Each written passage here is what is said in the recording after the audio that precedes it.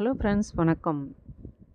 இன்றைக்கி triple chocolate brownie எப்படி செய்கிறதுன்னு பார்க்கலாம். நம்ம கோதுமை மாவும் ப்ரௌன் சுகரும் வச்சு செய்துக்கலாம்.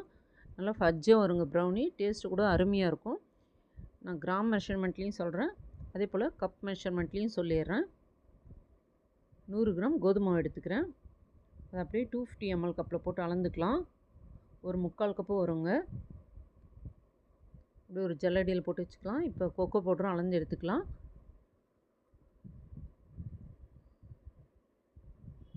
கொக்கோ பவுடர் வந்து 15 ml டேபிள் ஸ்பூனில் 4 டேபிள் ஸ்பூன் எடுத்துக்கிறேன்.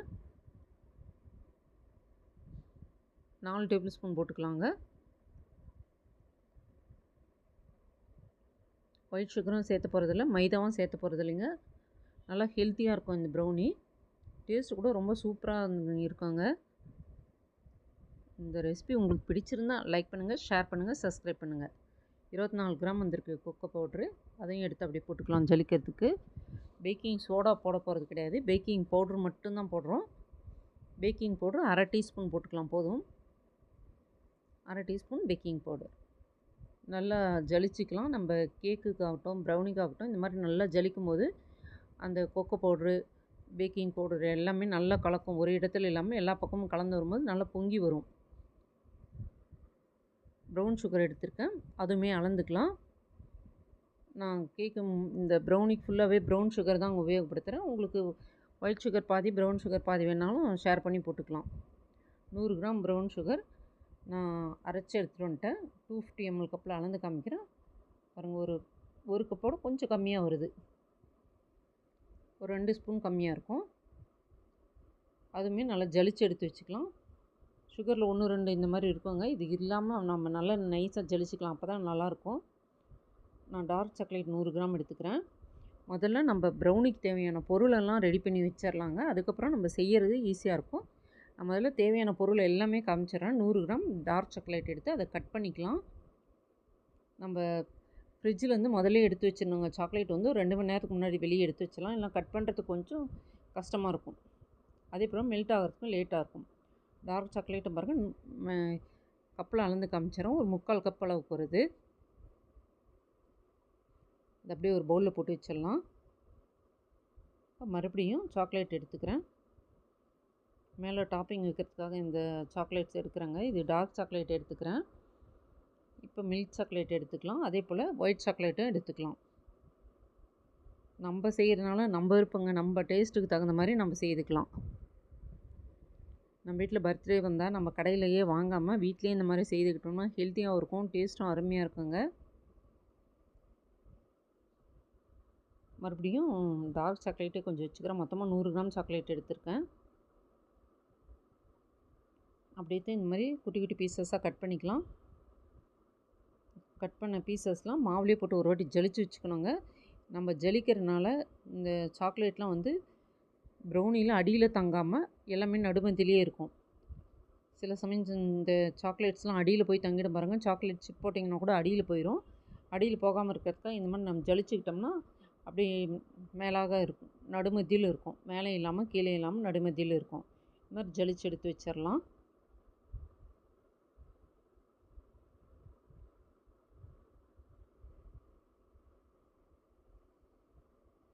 இப்போ பட்டர் எடுத்துக்கலாம். நான் பாதி பட்டரு பாதி ஆயில் தாங்க போட போகிறேன். ஒரு 29 ml பட்டரும் மிச்சம் ஆயிலும் போட்டுக்கிறேன். மொத்தம் 50 ml போடுறேன். உங்களுக்கு ஆயில் பிடிக்கலாம் பட்டரே கூட போட்டுக்கலாம். நான் பாதி ஆயில் பட்டரும் சேர்த்து போட்டுக்கிறேன். இப்போ தயிருங்க. நான் தேவையான பொருள் தான் காமிக்கிறோம். இன்னும் செய்யறதுக்கு ஆரம்பிக்கல. எல்லா பொருளும் எடுத்து வச்சுட்டு நம்ம கலக்கிறதுக்கு ஆரம்பித்தோம்னா சீக்கிரமாக ரெடி ஆயிரும். 100 கிராம் தயிர் எடுத்து வச்சுருக்கேன். தயிர் நல்லா கலக்கிட்டு எடுத்து வச்சுக்கலாம். இப்போ மில்க் மெய்ட் எடுத்துக்கிறேன். ஒரு 50 ml மில்க் மெய்ட் எடுத்துக்கிறேன். எல்லாம் பாருங்கள் ரெடி ஆயிடுச்சு. எல்லாமே ரெடி பண்ணிட்டோம். இப்போ இந்த சாக்லேட் மைக்ரோவனில் ஒரு 30 செகண்ட் வச்சு எடுத்துகிட்டு வந்துட்டேன். நான் பேக்கிங் ஷீட் போட்டிருக்கேங்க அந்த ப்ரௌனி டின்னுக்கு. 30 செகண்ட் மெல்ட் ஆன சாக்லேட்டில் பட்டரை எடுத்து போட்டுக்கலாம். நான் மைக்ரோவனில் தான் மெல்ட் பண்ணி எடுத்துகிட்டு வந்தேன். இப்போ மில்க் மெய்ட் போட்டுக்கலாம். மில்க் மெய்டும் நம்ம ஃப்ரிட்ஜில் முதல்ல வெளியில் எடுத்து வச்சிடலாங்க. ரூம் டெம்பரேச்சரில் இருக்க மாதிரி பார்த்துக்கலாம். அதையும் போட்டு நல்லா கலக்கி விட்டுறலாம்.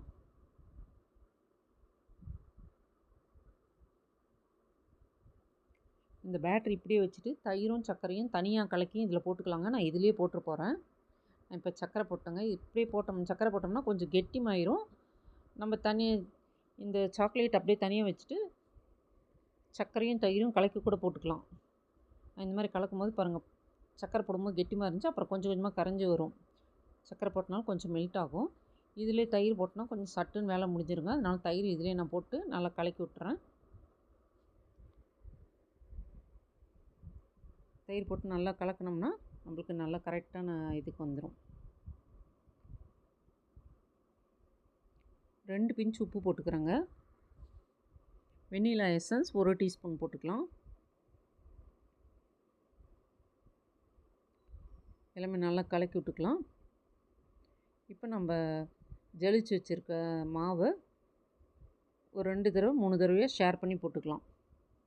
ஒட்டுக்கா போடாமல் இந்த மாதிரி ஒரு 3 தடவை ஷேர் பண்ணி போட்டு நல்லா கட் அண்ட் ஃபோல்டு மெத்தடில் கலக்கிக்கலாம். இந்த சமயத்தில் அவன் 180ல் 10 நிமிஷம் ப்ரீ ஹீட் வச்சிடலாங்க.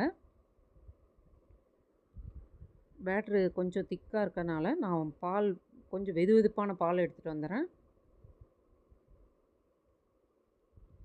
வெதுவெதுப்பான பால் ஒரு டேபிள் ஸ்பூன் அளந்து போட்டுக்கலாம். ஒட்டுக்கா போட தேவையில்ல. பால் தொட்டால் நல்லா வெதுவெதுப்பாக இருக்கணும், அவ்வளோதான். ரொம்ப சூடு இருக்கக்கூடாது, வெதுவெதுப்பாக இருக்கணும். நான் ஒவ்வொரு ஸ்பூனாக தான் போடுறேன். நான் டேபிள் ஸ்பூனில் போடுறேங்க. 15 ml டேபிள் ஸ்பூனில் போட்டுக்கிறேன். மொத்தமாக நான் 4 டேபிள் ஸ்பூன் போட்டேன். அதே போல் கட் அண்ட் ஃபோல்டு மெத்தட்லேயே நம்ம கலக்கி விட்டுக்கலாம். மொத்தமாக 4 டேபிள் ஸ்பூன் போட்டேன். நம்மளுக்கு ப்ரௌனி பேட்டரே பாருங்கள் நல்லா சில்கியாக இருக்குது பார்க்கும்போதே. பால் கொஞ்சம் வெதுவெதுப்பாக ஊற்றிக்கலாம். அப்போ தான் அந்த பேட்டர் நல்லா கரைஞ்சி வரும். இப்போ நம்ம மாவில் போட்டு ஜலிச்சு வச்சோம் பாருங்கள், அந்த சாக்லேட்டில் பாதி போட்டுக்கலாம், பாதி எடுத்து வச்சிட்டேன். மேலே டாப்பிங்ஸ் வச்சிடலான்ட்டு. நான் இந்த மாதிரி தாங்க ப்ரௌனி செஞ்சேன். எனக்கு டேஸ்ட் அருமையாக இருந்தது. நல்லா ஃபஜ்ஜியாக வந்ததுங்க ப்ரௌனி. பேட்டர்லாம் போட்டுக்கலாம். சைடில் கொஞ்சமாக அந்த பேட்டரி வச்சு ஒட்ட வச்சுறேன். இந்த பேக்கிங் ஷீட்டை அப்படியே ஒட்ட வச்சுக்கிறேன் நான். எல்லாமே அப்படியே ஸ்பேட்ச்லாம் வச்சு ஒரு லெவல் பண்ணிக்கிட்டாச்சு. இப்போ 2 தடவை டேப் பண்ணிட்டு நம்ம எடுத்து வச்ச சாக்லேட்ஸ்லாம் மேலே வச்சிடலாம். இப்போ அளந்து பார்க்கலாம் பாருங்கள். 802 கிராம் இருக்குது. 803 கிராம் நான் டின் வெயிட் போடல, டின் வெயிட் காமிக்கிறேன். எனக்கு 30 நிமிஷத்தில் ப்ரௌனி பேக் ஆகிடுச்சுங்க. 180ல் 30 நிமிஷம். அப்படியே டின்லேயே வச்சுட்டு ஒரு கிளாத் போட்டு மூடி வச்சுருந்தாங்க. ஒரு 2 மணி நேரத்துக்கு அப்புறம் தான் நம்ம வெளியே எடுக்கணும். 615 கிராம் இருக்குது பாருங்கள் ப்ரௌனி. இப்போ நம்ம வைக்கும்போது டின் வெயிட் காமிச்சேன். இப்போ டின் வெயிட்டு தனியாக காமிச்சிட்றேன் நான். 141 கிராம் டின் வெயிட் இருந்தது. 50 ml ஃப்ரெஷ் க்ரீமும் 50 கிராம் சாக்லேட்டும் போட்டிருக்கேன். டார்க் சாக்லேட்டும் எடுத்திருக்கேன். கனாஷ் ரெடி பண்ணிட்டேன்.